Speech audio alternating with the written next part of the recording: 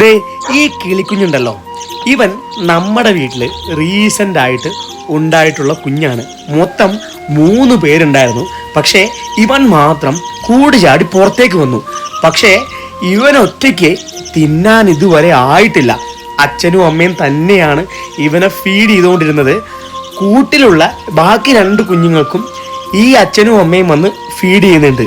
പക്ഷേ ഇവൻ മാക്സിമം എല്ലാവരുടെ അടുത്തും എന്നെ ഒന്ന് തീറ്റിക്കുന്നു പറഞ്ഞ് പോകുന്നുണ്ടെങ്കിലും ആരും മൈൻഡ് ചെയ്യുന്നില്ല. അതിനിടയ്ക്ക് ഞാൻ കണ്ടൊരു കാഴ്ചയാട്ടോ. ദേ ഈ മഞ്ഞക്കിളിയില്ലേ, ഇവരുമായിട്ട് യാതൊരു സംബന്ധവും ഇല്ലാത്ത ഒരാളാ, ആ കൂട്ടിലൊരാളാട്ടോ. ആള് പോയിട്ട് ആ കൂട്ടിലുള്ള കുഞ്ഞുങ്ങൾക്ക് തീറ്റ കൊടുക്കുന്നു. ഇത് തള്ളക്കിളി സമ്മതിക്കുവോ? അത് വരുന്നു, ഓടിക്കുന്നു. ഇത് തന്നെ പിന്നെയും റിപ്പീറ്റ്. ഇത് പിന്നെയും വരുന്നു, തീറ്റ കൊടുക്കുന്നു, തള്ള വരുന്നു, ഓടിക്കുന്നു.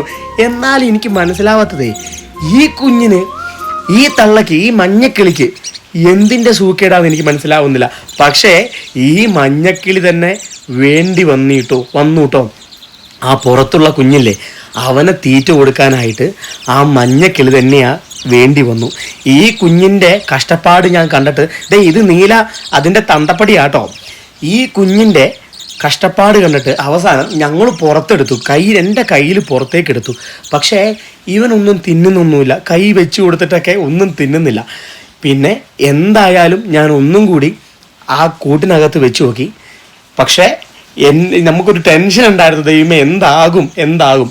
പക്ഷെ അന്നേരമാണ് ആ മഞ്ഞ കിളിയില്ലേ, അത് വന്നിട്ട് അതിനെ ഫീഡ് ചെയ്യുന്നുണ്ട് കേട്ടോ. അത് കണ്ടപ്പോഴാണ് നമുക്കൊരു സന്തോഷമായത്. ആളെന്തായാലും അതിനെ നന്നായി നോക്കിയിട്ടുണ്ട് കേട്ടോ.